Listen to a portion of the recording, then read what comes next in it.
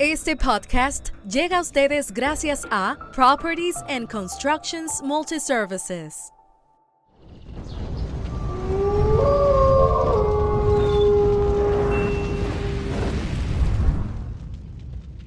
Bienvenidos a In Pursuit of Greatness Podcast. Yo soy su host, Arismendi Martínez, como siempre, dando las gracias a todos por su apoyo a través de nuestras redes sociales. Gracias por seguirnos en Spotify, YouTube, Apple Podcast. Gracias por los bellos mensajes a través de las redes sociales. Gracias por dar el repost a través de Instagram y el TikTok. Muchísimas gracias por el amor que nos dan allá. El día de hoy tenemos a un ícono del podcast dominicano. Él es host de mi podcast favorito, El Piano Podcast. Él es político, él es abogado, él es empresario, él es el gran y único e inigualable Fran Olivares. Gracias, hermano, gracias por recibirme este espacio que la verdad que hace tiempo teníamos pendiente este encuentro y yo sé que la vamos a pasar muy bien. Yo sé que sí. Hermano, yo tenía tantas ganas de traerte para acá porque tu camino ha sido muy interesante y me gusta mucho tu forma, tu actitud en la política. Entonces, yo quiero saber primero cómo tú llegas a la política, cómo nace tu interés o si tú utilizaste el derecho para llegar a la política. Mira, en realidad te diría que desde que yo estaba en el colegio tenía mucho interés sobre los temas políticos. Yo era de lo que me sabía los nombres de los ministros, le daba mucho seguimiento al presidente, a cuestiones que tenían que ver con eso y de alguna manera u otra fui desarrollando liderazgo dentro de mi grupo del colegio. Pero no era que tenía el interés o digamos que ese deseo de entrar a la política partidaria porque en mi casa nadie había pertenecido activamente a un partido político, o sea que tampoco tenía un referente cercano de participación en algún partido político. Cuando me graduó del colegio, decidí estudiar Derecho. Lo decidí no por entrar a la política, pero sí porque era como el área que más me interesaba. Y yo, hay una persona muy importante en mi vida que me llamó en ese momento y me dijo, mira, quiero presentarte a alguien, vamos a juntarnos en el Palacio Nacional tal día, tal hora. Y yo, bueno, yo fui con esa persona que sabía que yo estudiaba Derecho y que no estaba trabajando, obviamente, todavía. Y me llevó donde el que era en ese momento subconsultor jurídico del Poder Ejecutivo, Alejandro Herrera, que era es miembro del Partido de la Liberación Dominicana, y ella fue a recomendarme. Ella había sido, yo había tenido una novia, ella era su mamá, y me tenía un cariño y me tiene un cariño inmenso, y yo a ella también. Ella me llevó donde él y dijo, mire, este muchacho del que te hablé, para que lo ingrese aquí de alguna manera, lo ayudemos para que trabaje y demás. Bueno, yo entré a un proyecto en ese momento que tenía la Consultoría Jurídica del Poder Ejecutivo, que era de digitalización de las leyes. Hasta ese momento, todo el acervo jurídico del país estaba en unos libros, en una biblioteca, entonces se había desarrollado un proyecto para digitalizar todo eso y que uno pudiera accesar por Internet. Estamos hablando hace ya 15 años más o menos, un poquito más. Y era muy innovador en ese momento y bueno, ahí entré. Con esa persona, con Alejandro Herrera, comencé a trabajar en otras cosas, él me involucró en el Partido de la Liberación Dominicana, como a conocerlo y demás. El consultor jurídico en ese momento era César Pina Toribio, miembro del Comité Político del PLD en ese momento, también comencé a trabajar con él más de cerca. Y ambos comenzaron a introducirme en el partido y yo oficialmente entré al PLD en el 2008, que si recordarás, era el año en el que Leonel Fernández se presentó a la reelección. Y recuerdo que Franklin Almeida Rancière, en paz descanse, hizo una estrategia llamada los padroncillos, que era que cada persona podía juntar 15 y armar como un comité de base del PLD. Y yo armé mi comité de base y con eso entré al Partido de la Liberación Dominicana. Ok, pero ¿qué te enganchó? ¿Qué te gustó? ¿El proceso, la interacción con la gente? Mira, muchas cosas. Lo primero es lograr cambios para el país. O sea, algunos pensarán que es cliché, pero es la realidad. Uno se va dando cuenta que una cosa es la crítica, hacer la oposición, que es importante, no que no lo sea, pero otra cosa es tomar un turno al bate.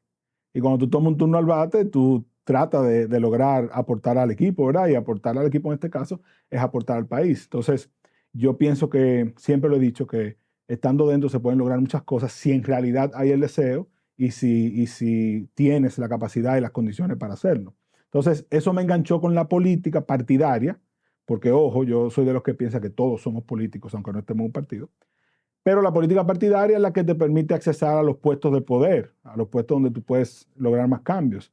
Ahora hay una gran discusión sobre ese tema, sobre el rol de los partidos políticos, pero yo creo que son base sustancial de un sistema democrático que nos ha dado mucho en la República Dominicana. Entonces, eso de inicio fue lo que me enganchó con la política partidaria. Y luego, esa adrenalina que te genera conocer gente, visitar los pueblos, las actividades políticas como tal, las caravanas, o sea, cuando uno comienza a conocer ese mundo, uno se entusiasma mucho porque aunque el que lo ve de fuera quizá lo ve de una manera no muy adecuada, lo que tú estás haciendo es compartiendo con dominicanos y dominicanas, o sea, conociendo gente, conociendo sus problemas. El dominicano somos hospitalarios, donde quiera que tú vas, te brindan café, te brindan comida, o sea, quieres saber de ti, le gusta el contacto. Y yo creo que eso se logra mucho en la partidocracia dominicana. Háblame de la parte interna, porque desde fuera muchas personas solamente ven el resultado de lo que se hace, pero háblame de la parte interna. ¿Hay una intención de generar propuestas, de accionar? ¿Qué pasa dentro cuando tú tuviste tu experiencia Dentro del gobierno del partido. del gobierno? Porque en este caso, en el gobierno, cuando tú estás en una institución como que está en el Palacio Nacional, que está cerca del presidente, cerca en ese momento del vicepresidente, luego de la vicepresidenta, ¿cierto? Tú tienes la oportunidad de llevar tus ideas y de ver cómo se construyen las políticas públicas. No por ser del PLD, pero creo que la ciudadanía puede reconocer que el Partido de la Liberación Dominicana logró tecnificar mucho el ejercicio de gobierno. Es decir, llevar buenos técnicos, formar a mucha gente, incluyéndome, que yo mismo participé de muchas capacitaciones y formaciones, y acumular un know-how que al final del día es para el país, no importa desde donde tú estés. Hoy, en ese momento era de la consultoría jurídica del Poder Ejecutivo, pero hoy estoy en el Defensor del Pueblo, ayer estuve en el sector privado solamente, o sea, creo que es un aprendizaje importante que todos los gobiernos deberían continuar. Ahora bien, cuando tú estás dentro, tú te vas dando cuenta que cada día es muy retador. Los gobiernos llegan con un librito, la mayoría, ¿verdad? No todos, pero llegan con unas ideas y unas propuestas, pero pasa de todo. Pasa de todo. Yo siempre recomiendo, porque se parece mucho, The West Wing, que es una serie sobre la presidencia de los Estados Unidos, un poquito vieja, pero al que le guste la política que la vea, porque eso que tú ves ahí, en distintas medidas pasa en todos los gobiernos y en todas las casas presidenciales, que es que hay un plan, es verdad, vamos a ceñirnos al plan, pero tenemos que tener lo que yo llamaría la intuición estratégica para definir, bueno, aquí hay que cambiar esto, aquí hay que ajustar esto, aquí hay que tomar tal o cual decisión. Lo más importante, yo creo, es que cada vez más tomemos decisiones basadas en evidencia, basado en datos, basado en hechos, no solamente en lo que yo siento o en lo que me dice mi interior, sino yo quiero ver la evidencia, quiero ver la data, quiero ver la información y en base a eso tomar mejores decisiones. ¿Cómo tú manejas el hecho de que a veces tú sugieres, haces propuestas, pero no tiene el resultado que tú quieres o no se da? ¿Cómo tú lo manejas? Mira, te voy a dar dos escenarios. El primero es en el que tú haces la propuesta, pero no llega ni siquiera a considerarse o a implementarse. Yo creo que tenemos que tener la suficiente madurez y la inteligencia emocional de saber que el que está en una posición de mando tiene una visión que quizás tú que estás en una posición media o más baja no la tienes. O sea, alguien está viendo el bosque, yo quizás estoy viendo un grupo de árboles, hay alguien que está viendo un solo árbol. Entonces eso es importante que la gente entienda que aunque yo tenga una visión de la solución de algo, puede que haya otros factores que incidan, que permitan tomar una mejor decisión o otra, no tiene que ser mejor necesariamente. Y luego está el implementar medidas que no tienen el impacto que uno espera. Que eso, la forma de tú limitar eso es construir políticas públicas en base a la ciencia. Hay una ciencia para eso, o sea, tú tienes diferentes pasos que van desde la investigación, el diagnóstico, trabajar con los grupos de interés, generar la legitimidad de la idea que tú vas a implementar, tener una evaluación de medio término, luego una evaluación final. O sea, hay una metodología que permite que las políticas públicas funcionen o funcionen más. Pero también hay que tener suficiente resiliencia para entender que a veces implementamos acciones y no tienen el impacto esperado. Porque también entra el factor político ahí. Claro. Y entonces, ¿dónde tú sacas la fuerza para seguir intentando? Hay muchas fuentes de motivación.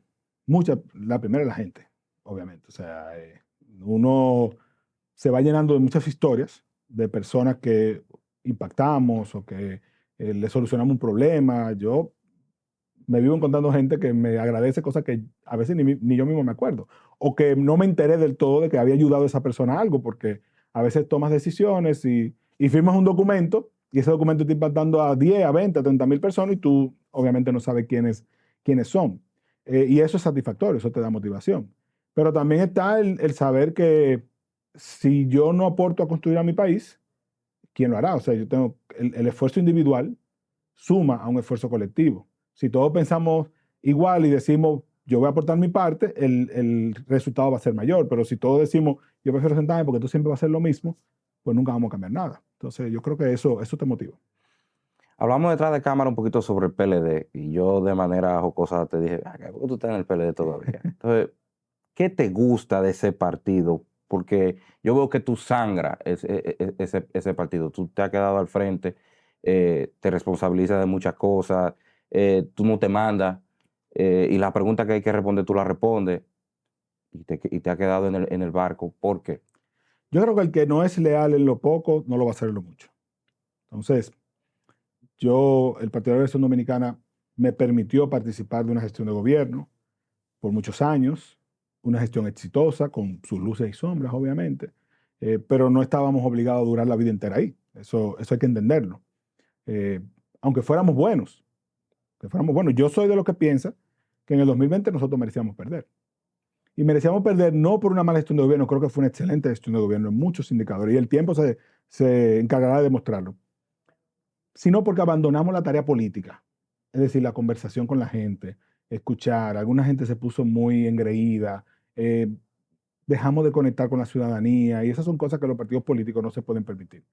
Los partidos políticos tienen que asegurarse de tener una vida propia más allá de la gestión de gobierno. Uh-huh. Y el que hace política también tiene que hacerlo con una mentalidad de ser genuino. O sea, ¿por qué tú al llegar al puesto de gobierno tienes que cambiar tu forma de ser? Tienes que cambiar lo que tú comes, tienes que cambiar el sitio al que tú vas. O sea, una cosa es mejorar tu calidad de vida y mejorar tu condición de vida, porque obviamente quizás ganas más dinero, quizás te invitan a sitios que antes no te invitaban, pero debemos ser lo suficientemente humildes de recordar que hay invitaciones que son del puesto, no de la persona. Uh-huh. Que no importa quién esté ahí, a esa persona la van a invitar, pero el día que tú no estés, eso no se va contigo. Entonces, creo que en ese sentido teníamos esos retos que enfrentar. Ahora bien, a partir de perder las elecciones, el PLD también me dio la oportunidad de ser parte de las actividades y las acciones que buscaban fortalecer el partido. Algunas las hemos implementado con éxito, otras han fallado. Creo que el PLD tiene mucho todavía que hacer, hay mucha introspección, muchas medidas que se han diseñado que no se han hecho, pero a la vez veo mucha gente joven, capacitada y de todas las edades en realidad, de la generación anterior y de la actual, muy comprometida con transformar el país. Eso por un lado. Por el otro está el tema ideológico. Yo me considero ser una persona progresista, yo no me considero ser una persona conservadora, y te lo digo porque son los valores que veo. O sea, veo ese rol social del Estado, veo esa necesidad de la redistribución de las riquezas, veo esa necesidad de que el Estado intervenga allí donde el sector privado no llega o llega con una voracidad económica que afecta a las personas. O sea, me siento más en ese lado del espectro ideológico, y el PLD para mí en su base, en su concepción original y en su concepción estatutaria, responde a eso, y es a lo que yo quiero aportar.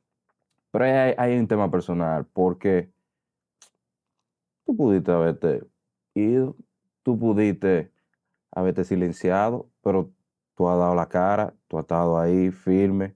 ¿Por qué? Si tú con la avalancha de la opinión pública, tú estás cogiendo una bala que tú la puedes evitar. ¿Pero por qué? Eso tiene que ser algo que viene dentro de ti, de moral y principios. Bueno, hay un tema de responsabilidad.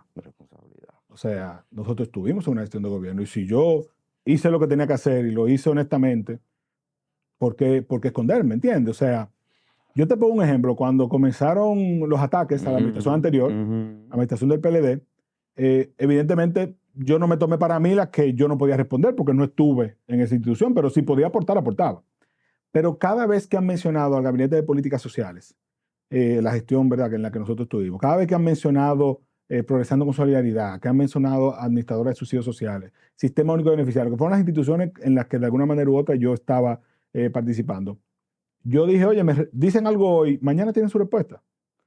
Porque es que no hay razón para no responder. Tú tienes tu derecho de ir y decir lo que tú consideras. Ahora yo tengo mi derecho de ir y decir lo que yo entiendo que es la verdad y que se contraste.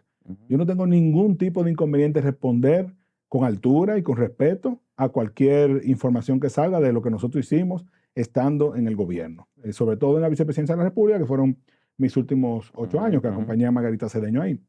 Y yo creo que es un ejercicio de responsabilidad porque el cuestionamiento, uno, no hay que tenerle miedo, dos, es un derecho del que lo hace. Y tercero, si usted no tiene por qué preocuparse, no tiene inconveniente en coger una llamada cuando dicen, mira, queremos preguntarte de tal o cual cosa que dijo fulano de tal. Ahora, yo sí aspiro a que los que son opositores míos, estén en el gobierno o no, entiendan que en la política uno no debe pensar que el otro es un enemigo, el otro es un adversario. Y la diferencia es muy, muy fundamental porque al enemigo tú quieres destruirlo. Al adversario tú le quieres ganarle. Entonces yo quiero ir a la política a ganarle al que yo entiendo que es mi adversario, a ganarle con el argumento, pero no a destruirlo porque vendrán elecciones en 4 años. O sea, seguiremos viéndonos. Ok, o sea, hay una parte que es personal que tú no la llevas al terreno. No, para nada. O sea, yo espero, creo que lo he mantenido hasta ahora y espero que sea así siempre porque trato de hacer ese ejercicio. Nunca decir nada de alguien en términos personales, que sea, o sea, una persona opositora o no opositora. No quiero tener valoraciones personales. Yo puedo valorar bien o mal tu gestión. Decirte que hay algo que tú estás haciendo mal o que yo entiendo que debes hacer de otra manera. Pero para decir eso yo no tengo que calificarte a ti de una manera u otra. No tengo que decir, no tengo que entrar en valoraciones personales, ni mucho menos hacer acusaciones sobre las que no tengo base. ¿Y cómo tú te sientes cuando tú tienes compañeros que te juran lealtad, pero cuando tienen la oportunidad de escapar, se van al mejor caballo? Pero esa es la naturaleza humana. ¿Tú lo Si entiendes? se lo hicieron a Jesús, o sea, imagínate que somos nosotros. O sea, es un asunto de la naturaleza del ser humano. Y yo no lo juzgo, no lo juzgo para nada, honestamente. Hay personas que se han ido del PLD, amigos muy queridos, a lo que yo simplemente les he escrito, hermano, te deseo, hermana, te deseo lo mejor. Pero eso está rompiendo código. Tú no estás rompiendo un... No, yo no lo veo así. Cada quien conocerá sus condiciones, sus situaciones, lo que le llevaron a eso. Yo no quiero ser el que los juzgue, ¿entiendes? Yo, de nuevo te digo, o sea, hay personas que se han ido muy queridas, incluso que se han ido en una forma en la que yo pudiera decirles, no debiste haberlo hecho de esa forma, pero mi mensaje a ellos siempre ha sido el mismo, hermano, hermana, te deseo éxito donde quiera que tú vayas, nos seguiremos viendo y la amistad se mantiene. O sea, no quiero albergar en mí ningún tipo de rencor hacia gente que son muy queridas y donde me lo encuentro, los saludo con el mismo cariño, con el mismo abrazo, y si nos encontramos en un programa y tenemos que debatir uno contra el otro, debatimos uno contra el A otro. pesar de que esas acciones no aportan a la democracia. Yo creo que el transfugismo no aporta a la democracia, ciertamente. Pero veámoslo desde dos aristas. Una cosa es el que motiva al otro a irse y que para eso usa dinero, usa prebendas, usa presión porque también chantajean. Ese para mí es peor que el que se va. Porque el que se va se ve en una circunstancia en la que, bueno, como te digo, somos seres humanos todos y cada quien conoce el corazón de la llama, solo conoce el cuchillo. Pero el que está del otro lado, sonsacándote, dándote dinero, chantajeándote con un expediente en la Procuraduría o con que te va a caer la DGI o con cualquier cosa, presionándote, ese para mí es peor. Entonces, Ese sí le hace mucho daño a la democracia. entonces, ¿cómo hacemos que la esperanza del PLD vuelva? El PLD tiene que trabajar internamente. O sea, hay una conversación que se debe dar entre el Partido de la Liberación Dominicana y la sociedad que todavía no se está dando. Y tú lo dijiste del primer día, eso. Claro, ha sido mi discurso. O sea, nosotros tenemos que volver a conversar con la gente sobre lo que le importa a la gente, no sobre lo que le importa al PLD. O sea, ahí nosotros estamos como organización cometiendo un error, pensando que lo que el PLD piensa que es importante es lo que la gente piensa que es importante. No necesariamente es así. Y yo creo que el PLD tiene que escuchar más y hablar menos. Para mí eso es lo más importante ahora. Escuchemos a la gente. La gente te va a decir cuáles son sus problemas. Los datos te lo van a confirmar. Bueno, el sistema eléctrico, el costo de la vida, la seguridad, que siguen siendo los mismos problemas de muchos años, ¿cierto? Varían. Pero la forma como la gente digiere esos problemas, o sea, como los ve, es lo que marca la diferencia. Y no deberían hacer un tema de rebranding en cierto aspecto. Claro, yo estoy totalmente de acuerdo, respetando los símbolos, respetando la tradición del PLD. Yo creo que se puede hacer un trabajo de rebrandeo importante. Hay gente que es muy, digamos que de alguna manera tradicional o romántica con el logo como está, los colores como están, las imágenes que se utilizan, Pero yo creo que podemos rescatar las dos cosas, porque te voy a decir algo. A la juventud dominicana le encanta cuando tú comienzas a hacerle el storytelling de situaciones políticas de otros momentos. O sea, esa nostalgia yo creo que vende bastante.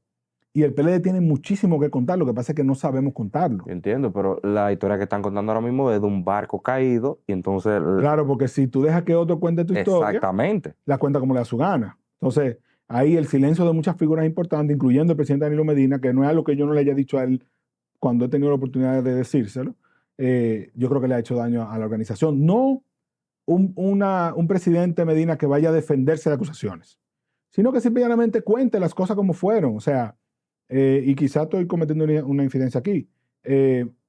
Cuando él me cuenta la historia de cómo se logró las relaciones con China, lo que se logró para mejorar el sistema eléctrico, lo que pasó en el 94 con el Pacto por la Democracia, o sea, es una persona que ha estado presente en 40 años de momentos importantes de nuestro país y no lo cuenta. Entonces yo creo que hay una oportunidad de él y de otras figuras del PLD y de la política dominicana de contar las cosas y dejar que la gente llegue a sus conclusiones. Porque de nuevo, no es tú salir a defenderte de que me están acusando de esto o aquello, no hable de hoy, hábleme de las cosas como fueron y diga la verdad y punto. ¿Qué tú piensas de la Fuerza del Pueblo? La Fuerza del Pueblo es una organización política que también forma parte de nuestro sistema y yo creo que eso es correcto, que es bueno que aporte, que hay mucha gente valiosa y muy querida ahí, muy querida porque al final la mayoría estuvieron en el PLD. Gente con la que yo compartí, con la que crecí también, políticamente incluso. El presidente Fernández es una persona admirable para mí, fue un muy buen presidente y además una persona donde tú la ves que habla contigo, te dedica tiempo, quiere saber de ti, extraordinariamente inteligente y leído, y que inspiró a una generación, porque yo te voy a decir una cosa, yo estudié en Funglode, yo hice una maestría en Funglode, hubo una época en la que vivía yendo muchísimo a las conferencias, a las charlas, conocí muchísima gente ahí, los modelos de Naciones Unidas, o sea, son cosas que me formaron y fueron iniciativas de él. Entonces a mí me parece que está bien que él tiene su derecho de formar su organización política y de tirarla para adelante, y ahí han estado sus resultados, a ellos les está yendo bien. ¿Tú apuestas que a futuro, 2028, se haga una alianza entre los dos partidos? Yo no te puedo decir si va a haber una alianza. Yo te puedo decir lo que yo creo que debe suceder para que la oposición vuelva a gobernar. Y es uno, que tengamos algún tipo de concertación. Es decir, debemos ponernos de acuerdo en que llegados ciertos momentos, solamente unidos podemos ganar. O sea, esté quien esté arriba, pero es la realidad. Y segundo, que mientras nos mantengamos divididos, el PRM va a poder colocar a quien quiera. O sea, es un partido que lamentablemente no ha podido mostrar una buena obra de gobierno, no está en su mejor momento, pero lo que lo mantiene mejor colocado que cualquiera de la oposición es el hecho de que nos tienen divididos a nosotros. Entonces, tiene que suceder, porque la historia está ahí. El político que no tiene sentido de la historia tiene la mitad del pleito perdido. Y la historia te dice que en los momentos en los que la oposición le ha podido ganar al oficialismo es porque ha estado unido. Una pregunta, cuando Luis Abinader dice que no vuelve, ¿se refiere que ya no vuelve a postularse más nunca o quizá en el 2032 tenga la oportunidad quizá de volver? Él dice que no se va a postular y la Constitución él lo colocó, que no puede postularse más. Ok. Mi argumento era que para eso no había que cambiar la Constitución. Simplemente la Constitución anterior como estaba se lo prohibía. Él entendió que era prudente o mejor para construir su legado incluir eso en la Constitución. Yo creo que no era necesario, pero ahí está. Y estaremos obligados a esperar hasta el final de sus días, que no le deseo que sea por ahora, para confirmar eso, porque eso no quita que venga otra modificación constitucional. ¿Qué tú opinas de la cacería de brujas que se hizo cuando inició la gestión sobre las personas que estaban en el PLD? Y recuerdo que tú dijiste, sí, pero también buscan a la gente del PRM y hasta ahora no han buscado a nadie. Yo creo que se le ha hecho un daño a la justicia, se le ha hecho un daño a la democracia. No porque perseguir la corrupción esté mal, claro que hay que perseguirla. De hecho, yo soy de lo que piensa que la corrupción debemos combatirla en el proceso y no en el resultado. Porque ya después que una persona robó dinero y se enriqueció, tiene herramientas para defenderse, lo primero. Y segundo, en el sistema jurídico nuestro, el hecho punible y la sanción están demasiado alejados. Y eso lleva a que cuando tú ves una sanción, nadie se acuerda de por qué fue. Entonces, el objetivo ejemplarizador de una sanción por este caso o por cualquier otro no se logra. Pero además, yo creo que al crear el espectáculo, que ahí debo poner un asterisco, creo que también el procurador anterior, cuando era Jean Alain Rodríguez, se equivocó al hacerlo así, porque lo hizo con el caso de Brecht. Creo que esa búsqueda del espectáculo le hace mucho daño a la búsqueda de la justicia, porque la Procuraduría General de la República está obligada a investigar a cargo y a descargo. Es un organismo acusador, pero no es un organismo que está llamado a crear una novela de todo esto, porque debe tener cierta imparcialidad. Entonces, en el tiempo ha quedado demostrado que eso se ha perdido, no solamente porque los casos sean del PLD, sino también porque se ha creado todo una vorágine en los medios de comunicación que desdice del objetivo. Entonces, al final, muy probablemente no tengamos sanciones. Mucha gente fue injustamente acusada. El tema de la prisión preventiva me pareció un abuso y punto. O sea, no hay que buscarle más adjetivos, fue un abuso, porque son personas que pudieron seguir su proceso sin esa medida de coerción. Pero además de eso, la ley te dice que son 18 meses y hubo gente ahí que duró hasta 24 meses y más en medida de coerción de privación de libertad, y otros que todavía persisten en arresto domiciliario. Entonces, todo eso yo creo que al final le hizo daño al objetivo inicial, que era combatir la corrupción. Eso se utiliza más como PR. Sí, y las encuestas te lo dicen. Las encuestas te lo muestran, que había desde el inicio un interés de que eso colocara al gobierno en el favor del pueblo. Y bueno, la gente entendió ya y se cansó y entiende que eso es más de lo mismo. Entonces, ¿cuáles son las aspiraciones tuyas? Mira, yo no tengo una aspiración electoral ahora mismo. Pero en sentido general. En sentido general, yo aspiro a seguir participando en la política, a construir una democracia más justa, más fuerte, a construir una partidocracia que conecte con la ciudadanía y hacerlo desde el Partido de la Liberación Dominicana. Una pregunta, disculpa que te interrumpa. ¿Tu mindset es déjame yo aportar en lo que puedo o tú quieres estar a la cabeza y encabezar un movimiento de cambio? ¿Qué tú aspiras? Mira, ahora mismo yo quiero ser parte de un grupo de jóvenes y personas que podamos aportar a la República Dominicana.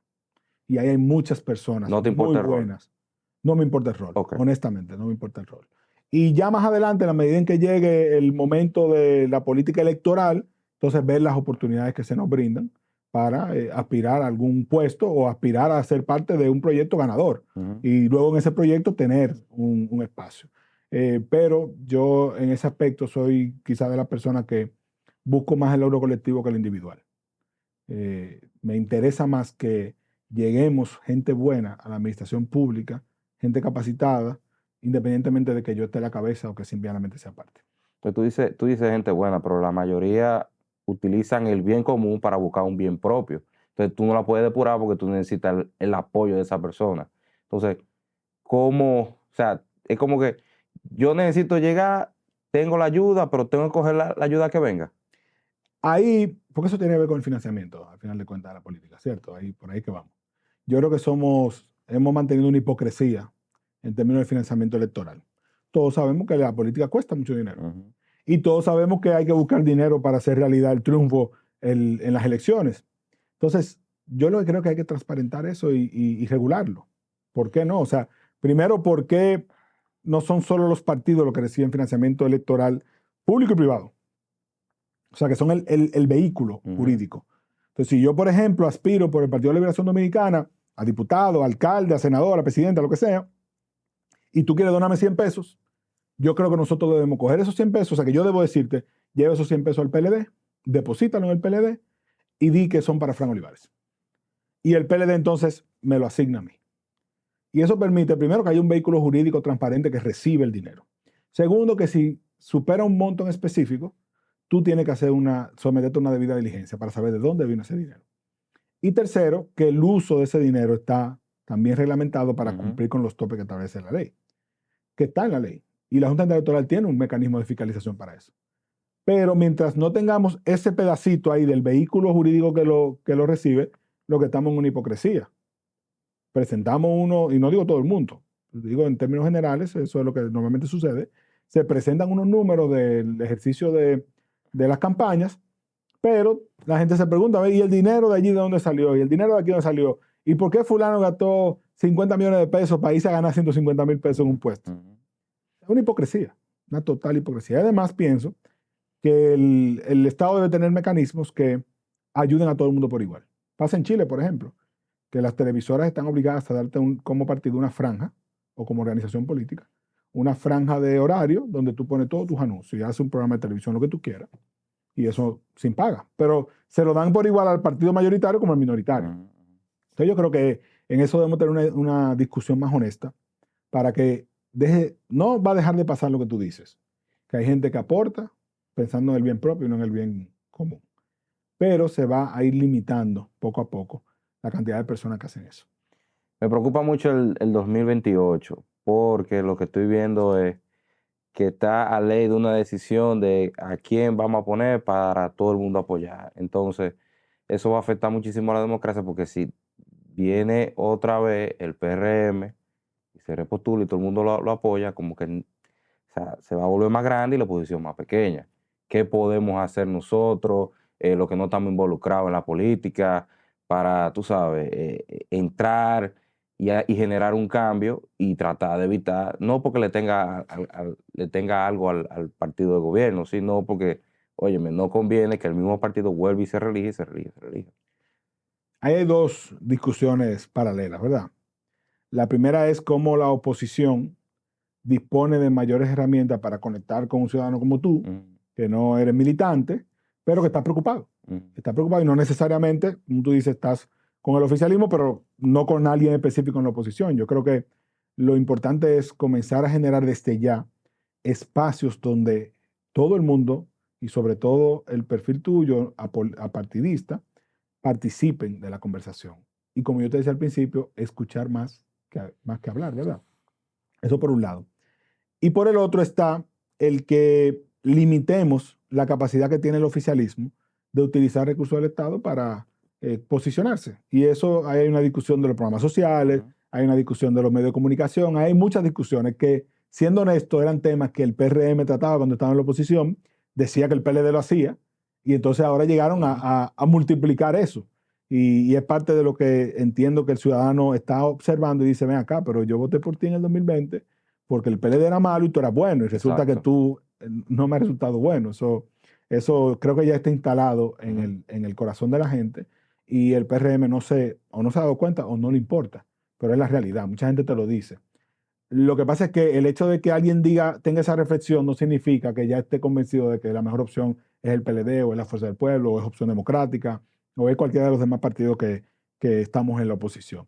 Y yo creo que ahí es que tenemos la gran oportunidad de, como oposición, tener comunidad ideológica en algunos temas. O sea, obviamente hay temas que la Opción Democrática y el PLD no compartimos, pero hay temas que sí, en lo que podemos hablar y estar de acuerdo. Y yo tengo un ejemplo sencillo. Cuando vino la reforma fiscal, cada quien salió por su lado, pero José Horacio de Opción Democrática, Omar de Fuerza del Pueblo, yo en el PLD o Juan Ariel en el PLD, todos estábamos de acuerdo que el anticipo había que eliminarlo y que había que indexar los salarios de los trabajadores para que el impuesto sobre la renta, la extensión fuera más amplia. Sin embargo, cada quien lo decía por su lado. Entonces, hay temas en los que podemos estar de acuerdo. Y eso no quita que haya otros, por ejemplo, el tema aborto, donde tengamos diferencias. Entonces, creo que ahí hay una oportunidad muy importante para la oposición, para que no pase eso que tú dices. Que al final, óyeme, no tenemos opciones, y que ¿por quién vamos a votar? Va a ganar el que quiere el gobierno. O sea, estoy de acuerdo contigo en ese aspecto. Vamos a hablar de Gepiano Podcast. Mi podcast favorito. Es el único podcast en verdad que yo escucho. Porque yo he aprendido mucho. Aparte de que me divierto con la ocurrencia de Julio. Sí. Dime cómo es tu entrada a Gepiano Podcast. Perdimos las elecciones del 2020. Yo conocía a Julio por diversas vías. Una de ellas es que él trabajaba también en Palacio una época. Sí. Y coincidimos ahí. Y no sé quién me recomendó, él me llamó como invitado porque ya él había comenzado el podcast. Él tenía como, 6, 7, 8 episodios. Y él me llevó como invitado. Recuerdo que me llevó junto a Priscila Polanco, que también es una amiga que sabe mucho de derecho administrativo. Y la idea era hablar sobre que las personas que estaban votando o que estaban saliendo del gobierno, qué protección tenían según la ley de función pública. Y agotamos ese episodio.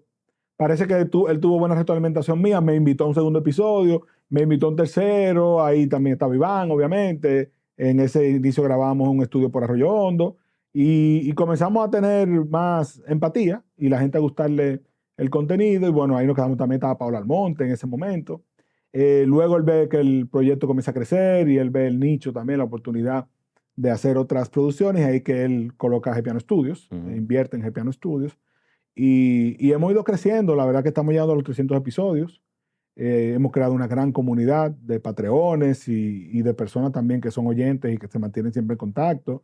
Creo que la clave ha estado primero en la química que tenemos nosotros y que hemos tenido con los que han estado en algún momento, como el caso de Dante, que hablábamos de él fuera del aire, el caso también, la misma Paola que tuvo un tiempo, Paola Almonte, los que van esporádicamente, Francisco, Franchi, La chica. Claudia Taboada, Mario Dávalos también, o sea, creo que la dinámica que hemos logrado en el equipo es sustancial, esa química. Y sobre todo, obviamente, entre Iván, Julio y yo que hemos construido eso. Y luego está el escuchar a nuestros oyentes, o sea, qué recomiendan, qué están buscando, cómo lo hacemos digerible, pero a la vez casual, lo suficientemente profundo para que sea de mucho aprendizaje, pero que no sea aburrido.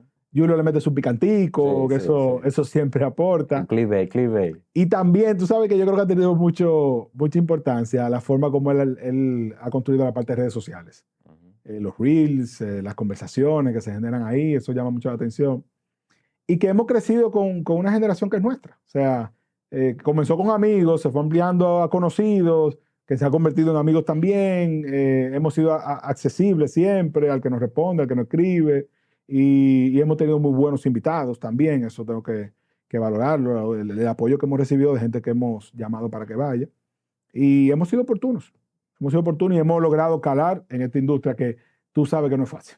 ¿Y cómo ha sido la dinámica con Iván y con Julio? Y con los invitados también, porque ahora yo he visto, cuando llevan los invitados del partido, que te comienzan a tirar tu pila y tú te sientas ahí tranquilo, bueno.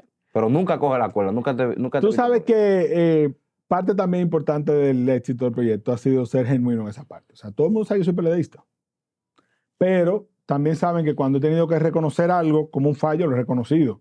Y cuando he tenido que quedarme callado porque es un tema sobre el que no debo hablar, pues no hablo. Y cuando hemos tenido invitados de que son opositores, son adversarios, uno, los he tratado como espero que me traten a mí, como quisiera que me traten a mí. Y segundo, les he reconocido su logro y he sabido hacerle preguntas de temas que son calientes. Que ahí eso es algo muy importante, yo creo que a la gente le ha gustado, que uno no anda buscando el chisme. Hay chismes que se generan solo, pero eso son cosas, esos son otros 500. Pero hacia los invitados, y ha pasado, hay gente que me ha llamado después de ver una entrevista y me ha dicho, óyeme, tú sí trataste suave a fulano. Y yo le digo, óyeme, no es que yo lo trate suave, es que si la conversación no gira hacia un tema en específico, yo no lo voy a forzar tampoco. Yo hago la pregunta, pero si él supo salirse de su pregunta, yo tampoco voy a caer encima, porque no es mi intención que aunque sea PRMista, yo colocarlo que quede mal. Yo le hago la pregunta y se la vuelvo y se la insisto, pero tampoco voy a estar como ¿verdad? Abusando de eso. Porque además, lo que te digo, yo quiero tratar a los invitados como quisiera que me trataran a mí cuando voy a los sitios. Y eso no ha quitado que de ahí han salido cortes calientes de tema, o sea, y la gente lo sabe. No, esa parte de ser genuino creo que ha ayudado mucho. Lo mismo pasa con Iván, que sabemos que él dice independiente, pero es un independiente pro gobierno. Y Julio, que ha sabido presentarse como lo que es. Neutro. El neutro. El neutro. Él le da a todo el mundo igual. ¿Dónde podemos escuchar el podcast? Gepiano Podcast está en YouTube, está en Spotify. Claro, tenemos esta presencia en redes sociales, en Instagram, en TikTok. Todos estamos en Instagram y Twitter también. Tanto Julio Pelichone, Iván Alcántara como yo, Fran Olivares. Y somos, señores, totalmente abiertos y genuinos, que yo creo que eso es lo más importante. Háblame del Patreon. El Patreon también está disponible, patreon.com/gepianopodcast. Pero eso es una comunidad donde usted paga. La gente dice, ay, ¿para qué yo voy a pagar? Bueno, hay 500 personas que pagan y por algo lo hacen. Ya es un metaverso. Tiene muchísimos grupos donde tenemos El Gepiano, el principal, que es donde se tratan más los temas políticos. Hay Vanidades, que es un grupo de entretenimiento. Hay uno de fitness, hay uno de biblioteca. Tenemos próximamente un encuentro con temas de lectura. Hay de fumada gepiana. O sea, hay varios. Además de que, por otro lado, está lo que yo lo lleva de Gepiano F1, Sí. que también tienen acceso a grupos en común. Y lo más importante ahí es que usted va a compartir con muchísima gente un networking importantísimo de gente muy chévere, muy abierta, muy inteligente, muy informada y sobre todo que son capaces de entrar a cualquier tema sin miedo. Y tiene una parte como exclusiva, como que cosas del backstage. Hay algunos contenidos exclusivos, vamos a retomar eso porque durante la campaña electoral estábamos haciendo 2 episodios por semana casi siempre y obviamente la producción no es fácil, hay que grabar, hay que editar, hay que hacer muchas cosas. Háblame de León Olivares Abogado. Bueno, como yo salí del gobierno en el 2020, obviamente pasamos al sector producir. privado y hay que producir. Yo me dediqué a hacer algunas consultoría política, de administración pública, porque yo estudié Derecho, hice mi maestría en Derecho Administrativo, hice un posgrado luego en Dirección General de Barna, ahora estoy haciendo una maestría en Economía, pero uno le entra, ¿verdad?, a muchas cosas, a la comunicación y demás. Y luego me asocié con un hermano desde el colegio, que estudiamos junto en el colegio y en la universidad también, Víctor León, y ahí estamos llevando algunos casos. Ahora mismo yo estoy como director ejecutivo del Defensor del Pueblo y obviamente tengo incompatibilidades en algunas cosas y él es el que lleva, él es el único que lleva casos. Ok, entonces para las personas que tengan alguna necesidad de algún caso. Claro, no, nos pueden escribir, me escriben a mí, yo los refiero a Víctor, o sea que con muchísimo gusto lo hacemos. Igual en el Defensor del Pueblo, que no hemos hablado de ese tema, pero es una institución donde también queremos aportar a la gente. Es decir, que de alguna manera u otra, el Defensor del Pueblo es un defensor de la ciudadanía ante los abusos de la administración o ante situaciones con la administración. Y eso permite que si usted tiene algún tipo de caso, siéntase en la libertad de depositarlo allá porque hay un muy buen equipo. Yo tengo una labor más administrativa que otra cosa, pero el defensor Pablo Ulloa tiene mucho interés en que protejamos los derechos humanos, los derechos fundamentales y obviamente que la gente sepa que la institución está ahí para servirle. ¿Pero qué casos específicos una persona puede...?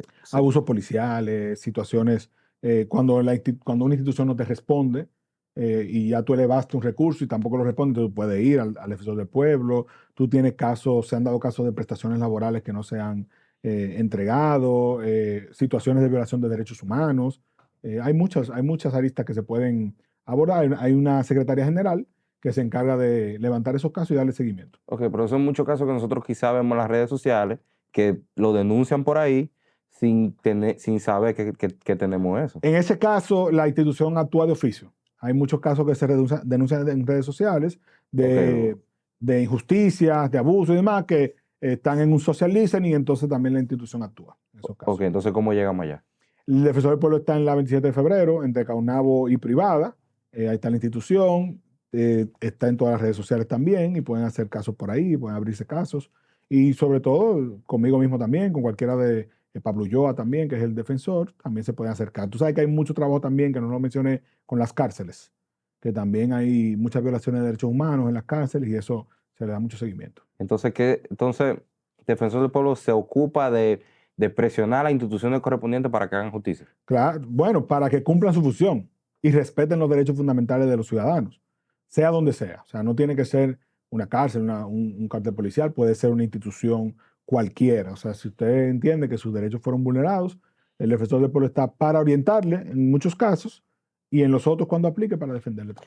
A mí me gusta mucho el proyecto Cultura Legal RD, que tú me dijiste que lo iniciaron, pero como que lo apagaron, pero ese concepto está muy Ahí bueno. comenzamos, Francisco Álvarez, para mí, sí, uno de los mejores abogados de mi generación, sin mentirte, estudiamos juntos Derecho y es penalista, es experto en Derecho Penal. Y Víctor León, mi socio, que también es un especialista en temas constitucionales, también uno de los mejores de mi generación, escribe, tiene mucha presencia en los temas. Y los tres conversábamos sobre temas, como dice su nombre, de temas legales. Hicimos una primera temporada que tuvo muy buen impacto, comenzamos a hacer la segunda, incluso grabando en Gepiano Studio, y ahí le agradezco a Julio que no se dio el espacio, pero no hemos podido compaginar las agendas para continuar, pero tenemos en carpeta para este 2025 grabar unos cuantos episodios. La idea siempre es analizar una sentencia importante, un caso que esté en la palestra, un proyecto de ley, o sea, esa parte de temas legales que a mucha gente le genera interés. ¿Qué te motiva a ti en lo personal? Bueno, depende para qué, porque En el sentido general, ¿qué te mueve? ¿Por qué tú te levantas todos los días? a mí me mueve el deseo de trabajar por mi país, de trabajar por mi familia, de trabajar por mis amigos. Yo creo que me mueve mucho la gente de mi entorno, me mueven mis amigos, me mueve mi familia, me mueven los colaboradores. Cuando uno se mete en la política, te mueve el ciudadano, te mueve el deseo de sentir que aportaste, tú sabes, de sentir que tú eres útil a algo o a alguien, desinteresadamente, porque yo soy de los que cree que uno no puede andar diciéndole a la mano derecha lo que hizo la izquierda. O sea, cuando tú haces algo, tú simplemente asumes que su momento la vida te lo devolverá. Si tiene que devolvértelo, si no, no importa.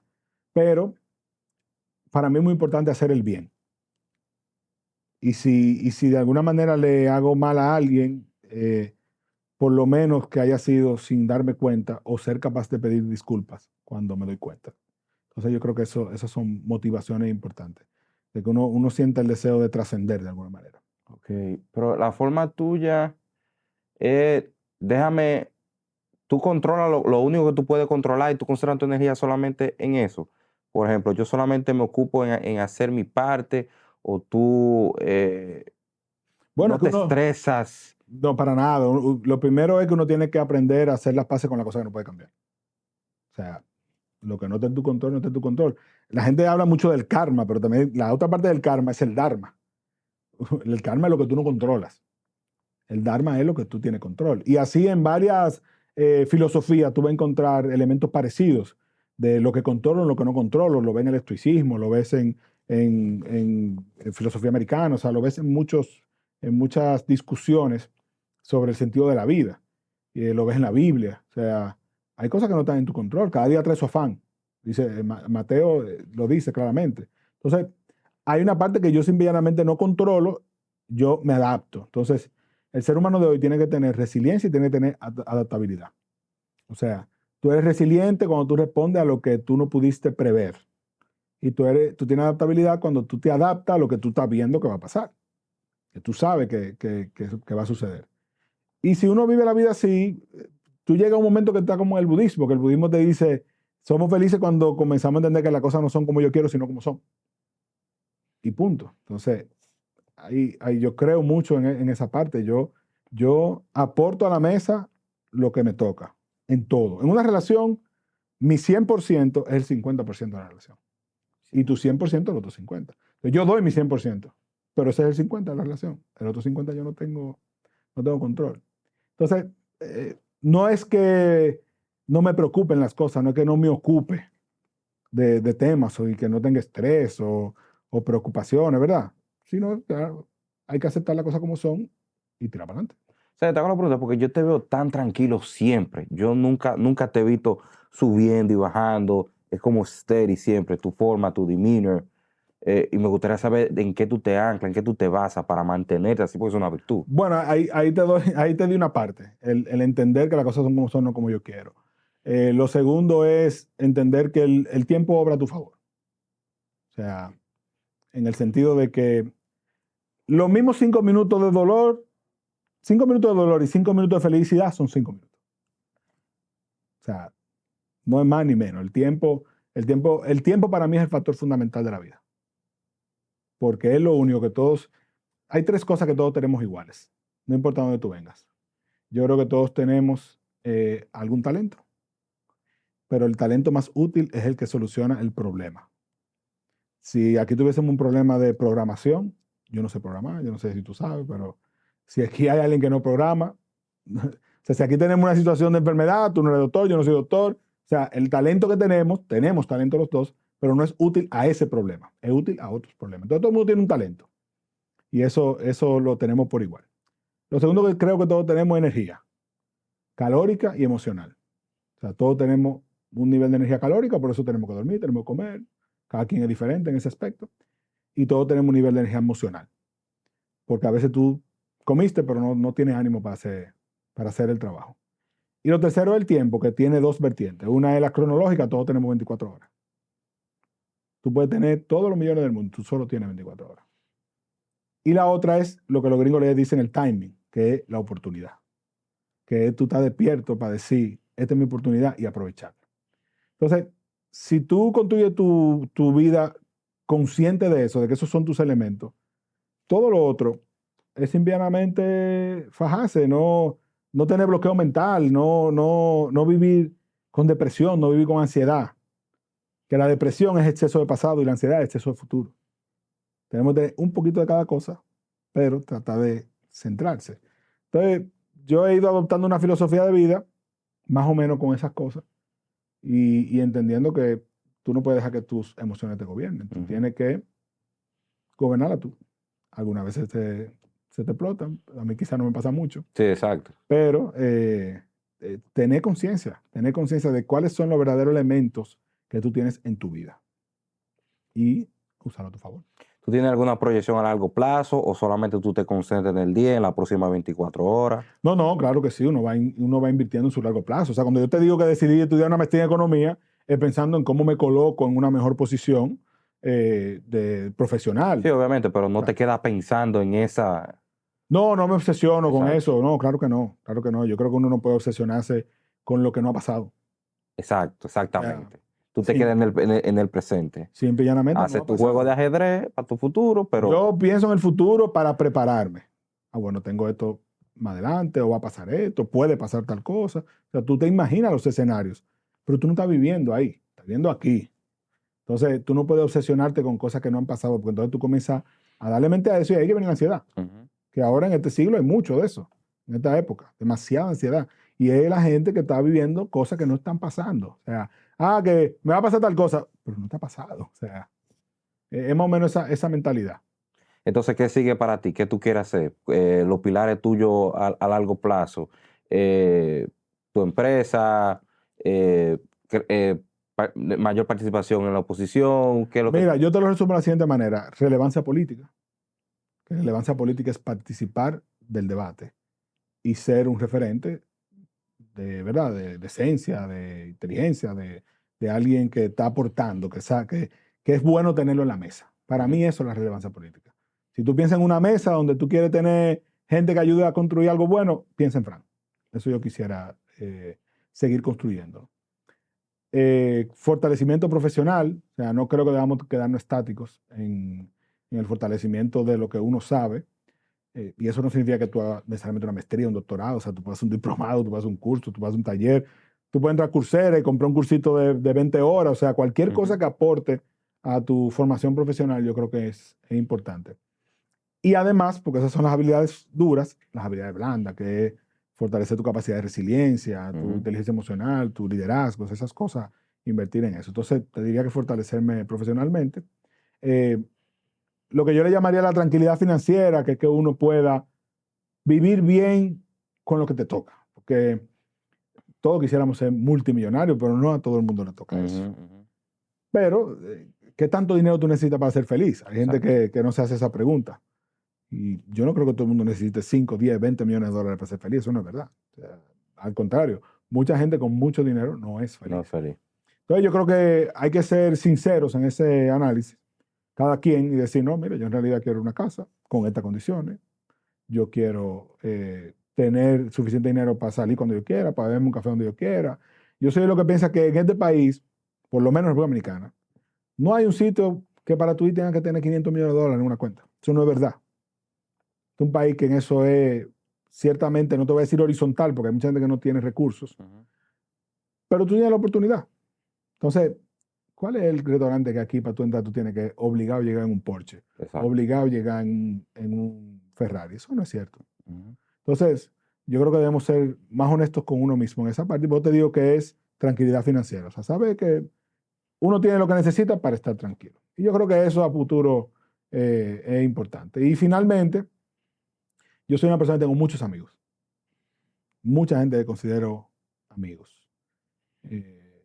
Y yo creo que eso hay que cultivarlo. Eso uno no puede perderlo. Y cuando digo amigos, obviamente también familia, que son mi pilar, ¿verdad? Pero digo amigos porque la familia uno no le elige, pero los amigos sí. Sí, exacto. Entonces, cuidar esos dos grupos, tu familia y tus amigos, para mí es sustancial. No descuidarlo, estar atento, o sea, estar presente, ampliar tu círculo, que sea genuino, que no sea por un interés. Y yo creo que una de las bendiciones que Dios me ha dado es precisamente esa, tener amigos que yo sé que no son amigos míos por ningún tipo de interés. Ni porque Fran tenga un puesto, ni porque Fran me significa tanto. O sea, son gente que yo marco este teléfono ahora mismo y yo sé que no van a dudar en cogérmelo. Y claro, una familia que es una bendición para mí. Hermano, no tengo cómo agradecer que tú hayas cruzado por aquí ¿A ti? el día de hoy. La verdad es un honor tenerte. Y el nivel de respeto que yo te he tomado a través de los años ha sido mucho. Te agradezco. Porque es muy fácil, cuando las cosas están mal, todo el mundo mandase. Entonces, y cambian su discurso. Pero la forma como tú te quedaste, te has quedado a dar la cara de manera transparente. O sea, eso lo hacen los varones, tú sabes. Y eso es algo que como que yo respeto mucho. Y yo tengo que invitarle a este hombre Gracias. A ti felicitarte por el espacio y por sacarle a uno eso, porque no es normal que uno hable de estas cosas, pero te agradezco tu valoración mucho, porque creo que necesitamos todos ser cada vez más responsables, honestos y sobre todo genuinos. Si es una actitud real, el que está del otro lado lo va a recibir así. Claro. Yo seguro que sí. No, pero gracias de verdad. Y otra cosa, si no me junto con ustedes en este año, me voy a salir de Jepeando Podcast. Tengo la responsabilidad de invitarte, te voy a decir a la cámara, a Jepiano, a que hagamos una grabación y que tú te Ahí está, Julio, ya escuchaste. Mi gente, esto fue In Pursuit of Greatness Podcast. Bye, bye.